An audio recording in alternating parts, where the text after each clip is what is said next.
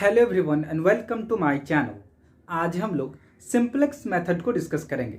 इससे पहले हम लोग सिंपलेक्स मेथड के प्रोसेस के बारे में डिस्कस किया था कि कैसे सिंपलेक्स मेथड को हम लोग सॉल्व करेंगे। आज हम लोग एक प्रॉब्लम को सॉल्व करेंगे और देखेंगे कि कैसे सिंपलेक्स मेथड को सॉल्व किया जाता है। तो चलिए हम लोग इसको सॉल्व करते हैं। मैंने एक प्रॉब्लम लिखा है, क्वेश्चन नंबर 1, ठीक है। Use simplex method to solve the LPP linear programming problem, ठीक है। मैंने यहाँ पे क्वेश्चन लिखा है मैक्स जेड, ठीक है, 4x1 प्लस 10x2, ठीक है, और सब्जेक्टेड टू कांस्टेंट दिया हुआ है 2x1 plus x2 less than equal to 50। उसके बाद 2x1 plus 5x2 less than equal to 100, 2x1 plus 3x2 less than equal to 90, ठीक है, और नॉन नेगेटिव रिस्ट्रिक्शन दिया हुआ है x1 x2 greater than equal to 0, ठीक है। अब हम लोग को इसको सॉल्व करना है। तो कल मैंने बताया था प्रोसेस कि कैसे सॉल्व करते हैं। सबसे पहले हम लोग चेकआउट करते हैं कि ये मैक्स में दिया हुआ है या मीन में दिया हुआ है।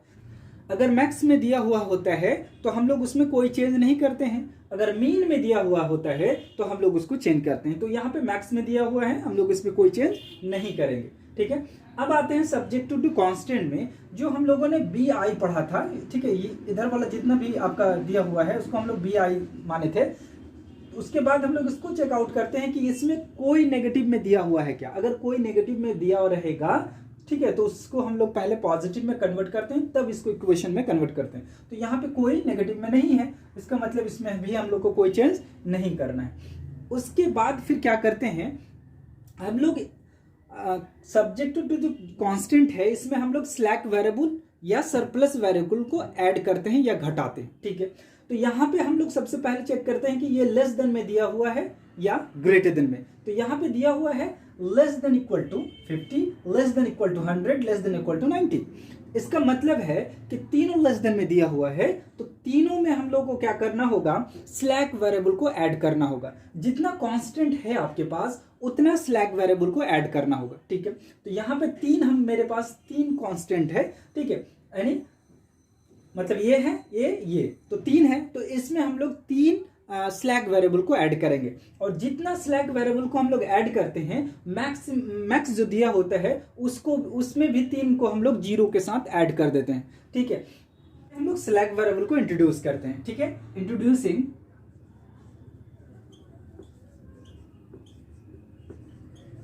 स्लैक वेरिएबल्स, ठीक है। x3, चूंकि x2 तक दिया हुआ है तो x3 लेंगे, x4 एंड x5, ठीक है।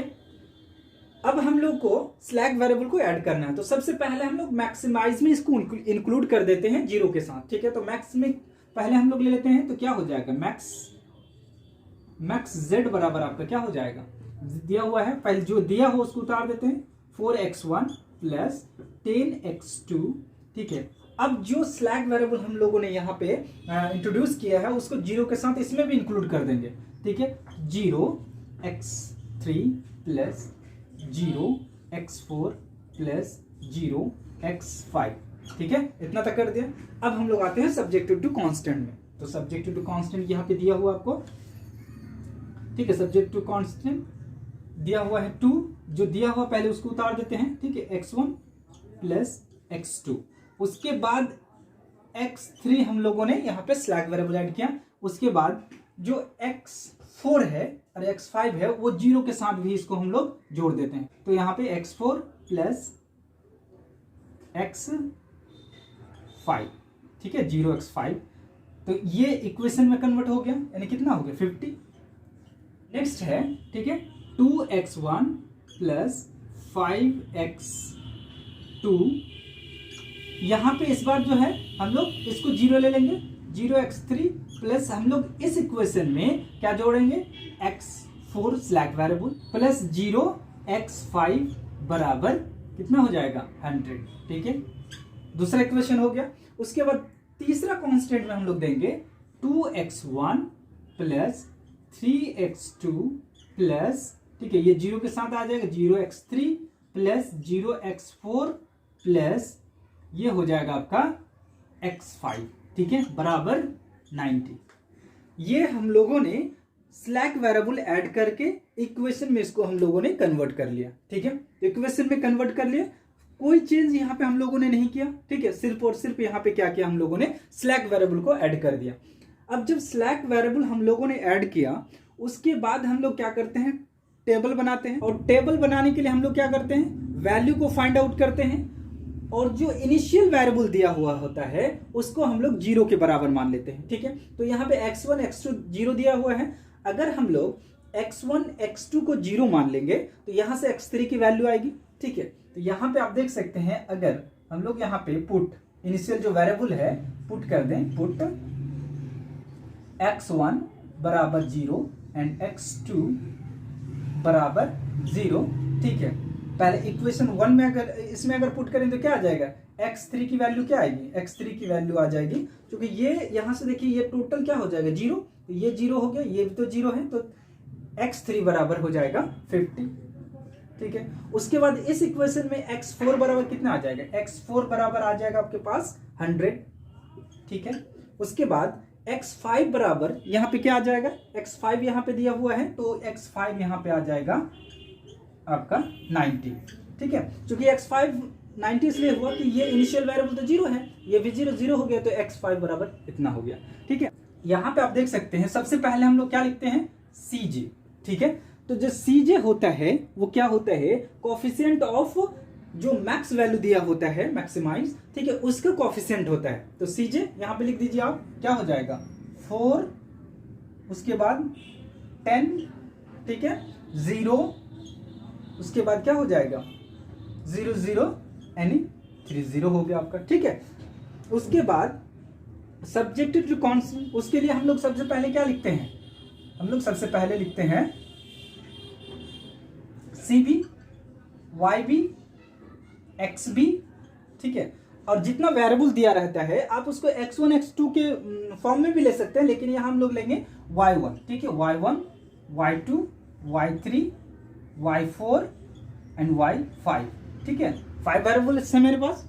तो उसके बाद अब हम लोग लिखते हैं जो xb है, xb की जो वैल्यू होती है ये वाली वैल्यू होती है। ठीक है, उसको हम उतार देते हैं, क्या हो जाएगा 50 100 और 90। ठीक है, ये xb की वैल्यू हो गई। अब हम लोग को निकालना है cb और yb। ठीक है, तो जो yb होता है ये वेरिएबल ही होता है। ठीक है, तो यहाँ पे हम लोग क्या लिख देंगे x, तो यहाँ पे x नहीं लेंगे हम लोग, yb लिए हैं, तो क्या हो जाएगा y3, ठीक है, y4 एंड y5। ठीक है, तो y5 हो गया। उसके बाद cb की जो वैल्यू होती है इसी का कोफिशिएंट होता है जो मैक्स में दिया हो रहता है cb, तो y3 यानी x3 की जो कोफिशिएंट है क्या है, यहाँ पे देख लेंगे, तो y3 की कोफिशिएंट यहाँ पे 0 हो जाएगी, ये 0 ये 0। ठीक है, अब आता है y1 y2 y3 और y4 y5 की वैल्यू। तो y1 यहाँ सब्जेक्टिव टू कांस्टेंट से आता है इसकी वैल्यू, तो देख लीजिए यहाँ पे आप इस तरह से भी कर सकते हैं। ठीक है, प्रॉब्लम अगर हो रहा है तो ये वाला। ठीक है, अब y1, ठीक है, अब y1 की वैल्यू क्या होगी, तो यहाँ पे देख लीजिए आप 2, उसके बाद 2 2। ठीक है, उसके बाद y2 की वैल्यू 1 1 5 और 3। ठीक है, उसके बाद फिर y3 की वैल्यू क्या हो जाएगी, यहाँ पे देख लीजिए आप, तो 1 1 0 1 0 0। ठीक है, उसके बाद नेक्स्ट हो जाएगा y4 की वैल्यू क्या हो जाएगी 0 0 1,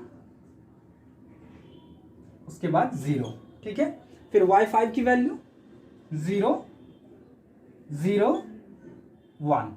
ठीक है, ये हो गया मेरा टेबल। ठीक है, तो यहां पर हम लोगों ने टेबल तैयार कर लिया। ठीक है, तो टेबल कैसे तैयार किया, जो CJ है वो कोएफिशिएंट ऑफ मैक्स वैल्यू, ठीक है, मैक्स वैल्यू के 4 10 0 0 0 हो गया, और CB coefficient of y3 y4 और y5 का ले लिए 0 0 0, उसके बाद जो एक्स वी मैंने जो वैल्यू फाइंड किया यहाँ से उसको यहाँ पे पुट कर दिया, और y1 की जो कोफिशिएंट है y1 का, ठीक है, यानी x1 की कोफिशिएंट, x2 की कोफिशिएंट, x3 की कोफिशिएंट, x4 की कोफिशिएंट और x5 की कोफिशिएंट। इसके बाद हम लोग क्या निकालते हैं, zj माइनस cj की वैल्यू निकालते हैं। तो zj माइनस cj की वैल्यू निकालते हैं, ठीक है। तो आइए हम लोग निकालते हैं, कैसे फाइंड आउट करते हैं। पिछले लेक्चर में भी मैंने बताया था कि कैसे zj माइनस cj की वैल्यू निकालते हैं।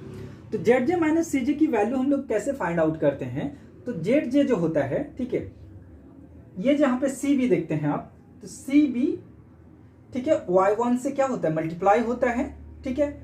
इसके जितना कोफिशिएंट है इससे मल्टीप्लाई होता है, ऐड होता है और इससे घट जाता है, ठीक है। जैसे कैसे मैं बता रहा हूं, देखिए सबसे पहले cb और y1, cb और y1 से मल्टीप्लाई कर दीजिए आप, कितना हो जाएगा, cb का कोफिशिएंट यानी 0 प्लस 0 गुना कितना हो जाएगा 2 प्लस फिर 0 गुना 2, 0 गुना 2, फिर नेक्स्ट में 0 गुना प्लस कर देंगे प्लस 0 गुना 2, यानी इसका जो कोफिशिएंट इससे गुना करके ऐड कर दिए, ठीक है। उसके बाद लास्ट में क्या करते हैं, सीजे को घटा देते हैं, ठीक, घटा दीजिए। तो ये टोटल 0 हो गया, अर्थात -4 हो गया ये, ठीक है। यहाँ पे -4 हो गई वैल्यू उसकी।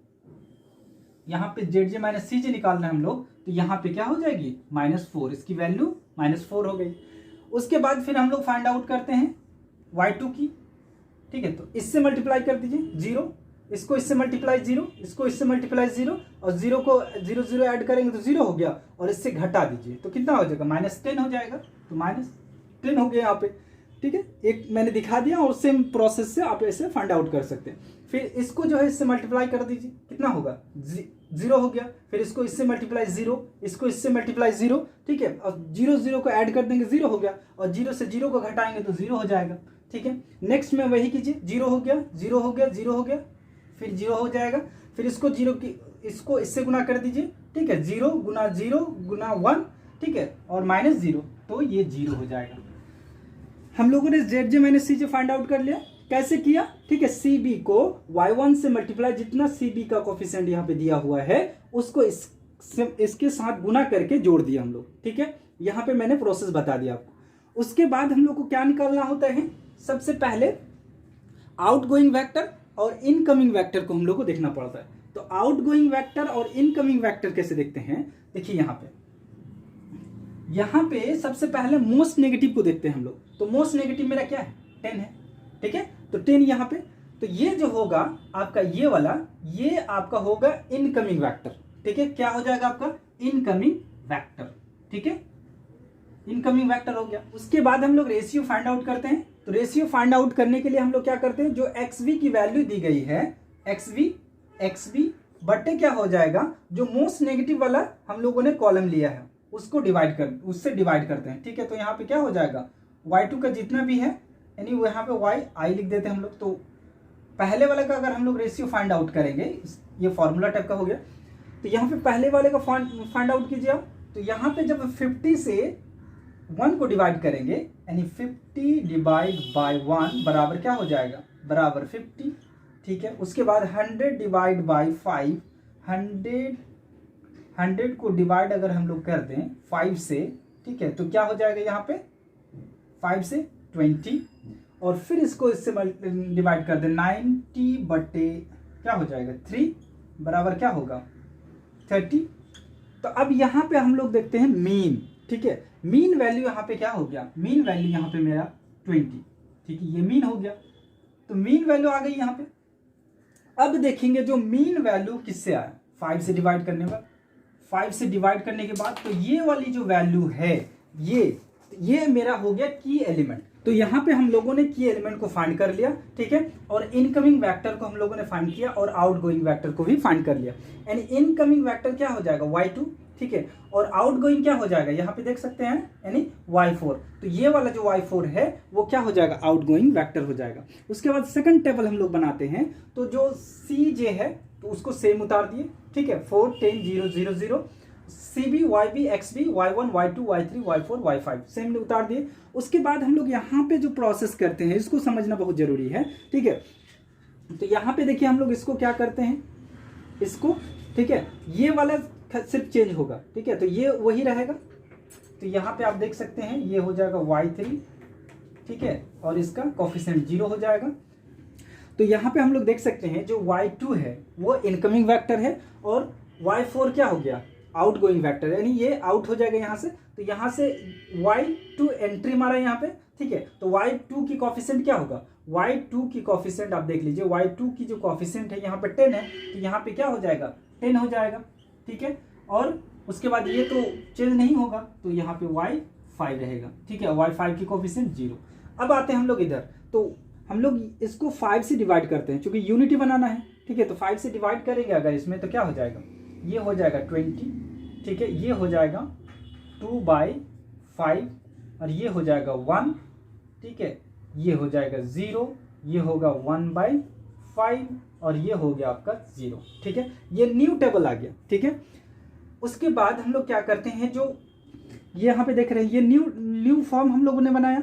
अब इसके ऊपर जो भी जितना एलिमेंट है और इसके नीचे उसको हम लोग 0 बनाते हैं, ठीक है।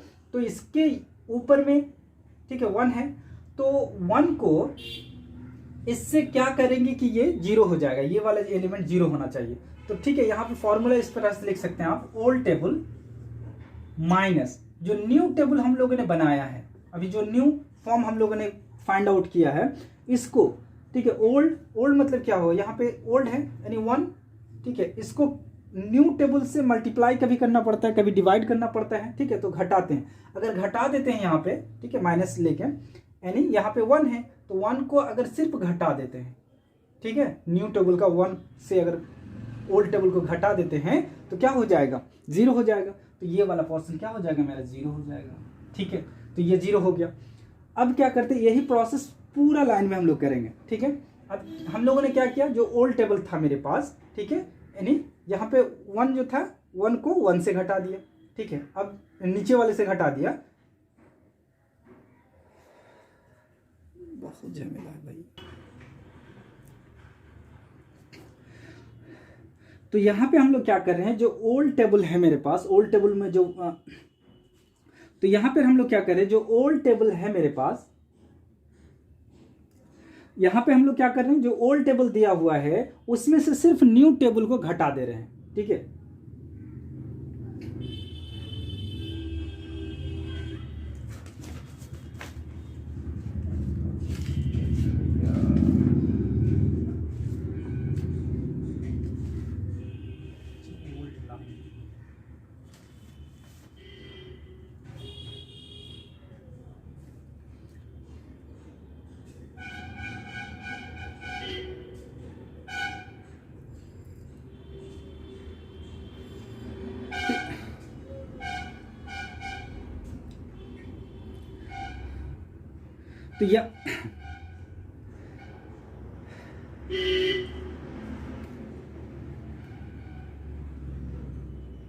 तो यहाँ पे हम लोग क्या कर रहे हैं, जो ओल्ड लाइन है मेरे पास, ये ओल्ड लाइन है, उसमें से सिर्फ जो न्यू लाइन हम लोगों ने डिवाइड करके निकाला है उसको सिर्फ घटा रहे हैं, ठीक है।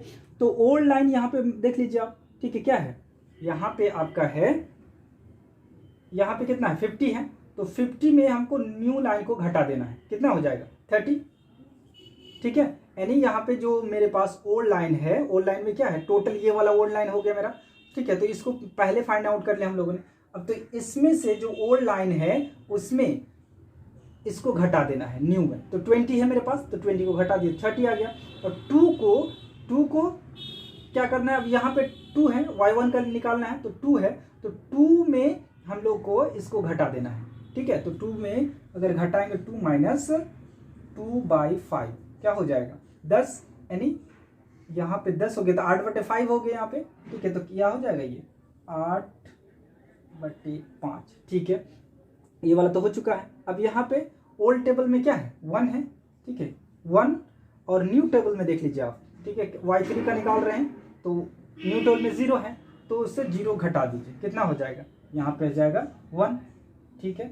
y4 के लिए आइए, तो y4 के ओल्ड टेबल को देखेंगे, ओल्ड टेबल में ये वाली लाइन, ठीक है। तो 0 में अगर आप न्यू लाइन को घटाएंगे क्या हो जाएगा, यानी 0 माइनस 1/5 को घटा दीजिएगा तो क्या हो जाएगा, यहाँ पे -1/5 हो जाएगा, ठीक है। और फिर अब y5 के लिए निकालेंगे तो y5 यहाँ पे क्या है, ओल्ड में 0 है, तो 0 में 0 घटाएंगे तो क्या हो जाएगा 0। अब नीचे वाले को भी सेम प्रोसेस करना है कि जो 1 के नीचे जो है मैंने निकाला है उसको भी 0 बनाना है। तो इसको 0 बनाने के लिए क्या करना होगा, देखिए अगर ये ओल्ड टेबल है, ठीक है, अगर ये ओल्ड लाइन मेरे पास है, ओल्ड लाइन, ठीक है, माइनस अगर न्यू लाइन करेंगे हम लोग, ठीक है, तो ओल्ड लाइन मेरे पास क्या है, ये वाला टोटल ये वाला लाइन। अब हम लोग क्या करते हैं, जो 1 है 1 के नीचे वाले को 0 बनाते हैं, ऊपर वाले को 0 बना दिया, ठीक है, वो वाला पूरा हो गया। अब 1 के नीचे वाले को 0 बनाएंगे, तो 1 के नीचे वाले को 0 बनाने के लिए जो ओल्ड लाइन है मेरे पास, old line minus new line, ठीक है, जैसे ओल्ड लाइन में मेरा क्या है 3 है, 3 में माइनस अगर हम करेंगे 1, ठीक है, यानी न्यू हो गया ये। अब इसमें क्या मल्टीप्लाई करें कि 0 हो जाएगा, तो ये 3 करेंगे बराबर 0 हो जाएगा, तो ये वाला मेरा 0 हो गया, ठीक है। अब क्या करेंगे, टोटल जितना भी यहाँ पे ओल्ड लाइन में वैल्यू है उसमें सारा वैल्यू को जो है क्या करेंगे, old value minus new value into 3 करेंगे, ठीक है। तो यहाँ पे ओल्ड वैल्यू कितनी है 90 है, ये वाला खत्म हो गया, तो यहाँ पे 90 माइनस न्यू वैल्यू कितना है, न्यू वैल्यू आपका यहाँ पे 20 इंटू 3 बराबर क्या हो गया 60 को घटा देंगे कितना हो जाएगा 30, तो यहाँ पे क्या हो गया 30। अब हम लोग y1 की वैल्यू निकालेंगे, ठीक है, तो y1 की ओल्ड वैल्यू क्या है, y1 की ओल्ड वैल्यू यहाँ पे है 2 माइनस, ठीक है, न्यू वैल्यू, जो न्यू लाइन में न्यू वैल्यू कितना है 2/5 इंटू 3 से मल्टीप्लाई हम लोग कर रहे हैं, तो ये क्या हो जाएगा, ये हो जाएगा 10 माइनस 6 बटे क्या हो जाएगा 5, अर्थात क्या हो जाएगा 4/5, तो यहाँ क्या हो जाएगा 4/5, ठीक है। तो अब इसका निकालना है y3 का, तो y ओल्ड मेरे पास क्या है 0 है, माइनस न्यू में क्या है 0 है, ठीक है, 0 इंटू 3 करेंगे तो क्या हो जाएगा 0 ही हो जाएगा, अर्थात ये 0 हो गया। उसके बाद फिर यहाँ पे आइए, यहाँ पे देखिए आप ओल्ड मेरे पास क्या है, ओल्ड मेरे पास 0 है, माइनस न्यू मेरे पास क्या है 1/5 है, इंटू क्या करना है, इंटू 3 करना है आपको, तो क्या हो जाएगा बराबर -3/5 माइनस यहाँ पे क्या हो जाएगा -3/5, ठीक है, -3/5 हो गया। उसके बाद फिर ये हो गया, लास्ट बचा है ये वाला, ठीक है, तो यहाँ पे मेरे पास क्या है ओल्ड 1 है माइनस न्यू मेरे पास कितना है यहाँ पे 0, ठीक है, 0 गुना 3 करना है हमको, सब में 3 से गुना कर रहे हैं, ठीक है, तो क्या हो जाएगा ये आपका हो जाएगा 1 हो जाएगा, तो ये वैल्यू क्या हो गई मेरी 1 हो गई, ठीक है।